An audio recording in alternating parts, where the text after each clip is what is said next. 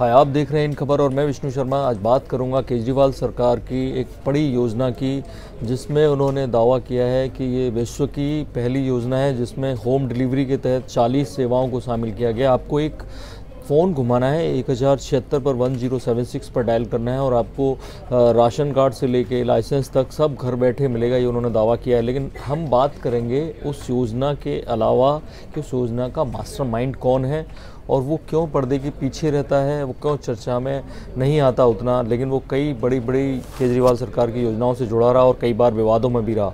ये वो बंदा है गोपाल मोहन। अगर आप देख पा रहे हैं, अंकित लाल हैं, ये दूसरे आपके बड़े नेता हैं और पीछे ये भी पर्दे के पीछे काफ़ी रहते हैं, लेकिन एक ट्विटर पे काफ़ी एक्टिव रहते हैं। आप पार्टी से जुड़े हैं कि अंकित लाल ने ये फ़ोटो ट्वीट किया और लिखा कि with my friend and brother Gopal Mohan, जिसने ये कॉन्सेप्ट लाया होम डिलीवरी का, और इस ट्वीट को रिट्वीट किया अरविंद केजरीवाल ने, मोहर लगाई कि ये इसी बंदे का कॉन्सेप्ट है होम डिलीवरी का। तो इस बंदे के बारे में आपको मैं बताना चाहता हूँ कि ये बंदे ने 2007 में बीटेक किया एमडी यूनिवर्सिटी से, उसके बाद आईआईटी दिल्ली से 2012 में एक पीजी कोर्स किया एनर्जी और सोलर रेफ्रिजरेटिंग में, जो इन्होंने अपना प्रोफाइल दिया है इसी को, उसमें ये सब जानकारी है। तो ऐसे में ये बंदा और कहाँ चर्चा में रहा है, जो नहीं जानते हैं उनको मैं बता दूँ कि अगर आपको ध्यान हो, एक ट्रांसपोर्ट स्कैम की जो खबर थी, आम आदमी सेना, जो आम आदमी पार्टी से टूट कर गए लोग, उन्होंने आम आदमी सेना बनाई और उन्होंने एक प्रेस कॉन्फ्रेंस की और आरोप लगाए, सीधे सीधे गोपाल मोहन का नाम लिया कि ये बंदा कौन है, जो जबकि गोपाल राय जो हैं वो ऑलरेडी आप पार्टी में थे और उनके अंडर में ट्रांसपोर्ट डिपार्टमेंट था, उसके मंत्री थे, और उनके रहते हुए डीटीसी के ऑफिशियल्स की कोई मीटिंग लेता है, डीटीसी के एमडी को कोई लेटर लिखता है, उन्हें गाइड करता है कि क्या करना है आपको क्या नहीं। तो उन्होंने प्रेस कॉन्फ्रेंस में ये आरोप लगाए कि एक गोपाल के रहते हुए दूसरा असंवैधानिक तरीके से कैसे उन्हें डायरेक्ट करता है। पहला विवाद इनके साथ ये रहा गोपाल मोहन के साथ।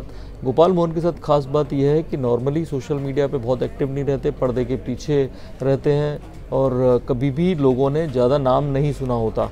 दूसरा विवाद रहा बस्सी के साथ, जो पुलिस कमिश्नर थे बीएस बस्सी, उनके ऊपर उनको कोर्ट में घसीट के ले जाया गया, और वो इस बात पर कि उन्होंने एक एमआईजी फ्लैट किसी सोसाइटी में लिया और सोसाइटी में गलत तरीक़ों से किसी मेंबर को हटाकर फिर शामिल किया गया बीएस बस्सी को, और वो फ्लैट लिया। लेकिन बाद में वो मई 2016 में कोर्ट ने गोपाल मोहन की याचिका थी ये भी, और गोपाल मोहन की याचिका खारिज कर दी। और जो रिपोर्ट्स उस वक्त की कहती हैं कि उन्हें कोर्ट ने इस बात के लिए काफ़ी फटकारा भी। जो तीसरा मसला था वो था जो जाना गया इनको 1031, जो corruption helpline, anti corruption helpline शुरू की थी केजरीवाल सरकार ने, उसका इंचार्ज गोपाल मोहन को ही बनाया गया।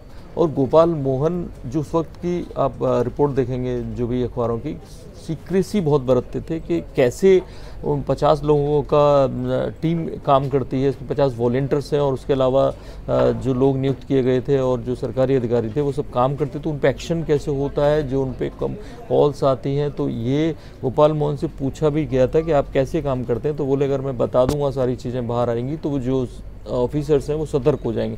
लेकिन ऐसे में एक वो तो विवादों में रही। उसके बाद दूसरा जो मसला था वो था जो फील्ड की रिपोर्ट लेने वाली यूनिट, और जो यूनिट फीडबैक यूनिट उसे नाम दिया गया था। फीडबैक यूनिट एसीबी के ऊपर उसी ऑफिस में काम करती थी, लेकिन एसीबी के अधिकारियों को कोई जानकारी नहीं थी, और वो फीडबैक यूनिट का खर्च कहाँ जाता था, किसको पेमेंट होता था, वो नहीं जानकारी मिल पाई थी किसी को। बिहार और दिल्ली के जो पुलिस ऑफिसर्स थे रिटायर्ड, उनको इसमें शामिल किया गया था, तो उसको लेकर इतना विवाद रहा। 7 कंप्लेंट एलजी के पास आई, अलग अलग डिपार्टमेंट के अधिकारियों ने की।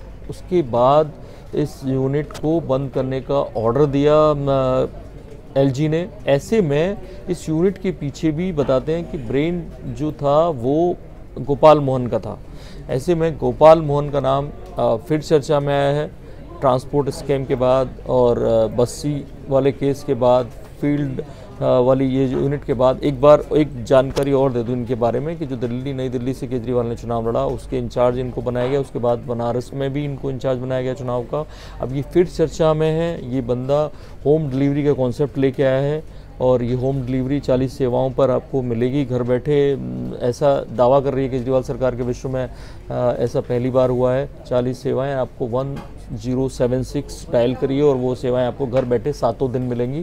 तो ये था वो मास्टर ब्रेन इस पूरी कवायद के पीछे, पूरी योजना के पीछे। इस तरह की और तमाम दिलचस्प जानकारियाँ तमाम लोगों के बारे में आपको बताते रहेंगे। देखते रहिए इंडिया न्यूज़, सब्सक्राइब करिए इन खबर। थैंक यू, नमस्कार।